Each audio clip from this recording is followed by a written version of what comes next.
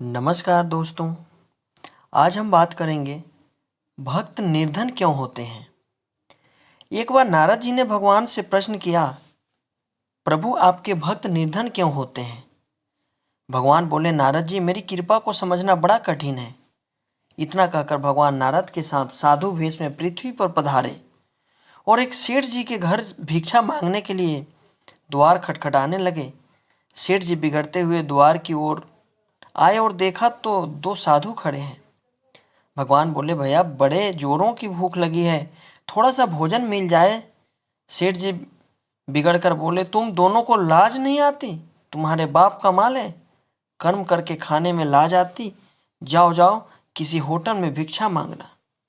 नारद जी बोले, देखा प्रभु, यह आपको भक्तों और आपका निरादर करने वाला सुखी प्राणी है, इसको अभिशाप दीजिए। नारद जी की बात सुनते ही भगवान ने उस सेठ को अधिक धन संपत्ति बढ़ाने वाला वरदान दे दिया।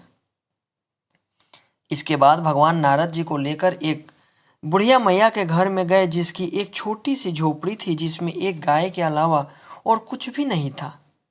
जैसे ही भगवान ने भिक्षा के लिए आवाज लगाई, बूढ़ी माँ खुशी के साथ बाहर आई, दोनों संतों को आसन देकर बिठाया और उनके पीने के लिए दूध लेकर आई और बोली, प्रभु मेरे पास और कुछ नहीं है, इसे ही स्वीकार कीजिए। भगवान ने बड़े प्रेम से स्वीकार किया। तब नारद जी ने भगवान से कहा, प्रभु आपके भक्तों की इस संसार में देखो कैसी दुर्दशा है, मेरे पास तो देखी नहीं जाती। यह बेचारी बुढ़िया मैया आपका भजन करती है और अतिथि सत्कार भी करती है, आप इसको कोई अच्छा सा आशीर्वाद दीजिए। भगवान ने थोड़ा सोचकर उसकी गाय को मरने का अभिशाप दे डाला।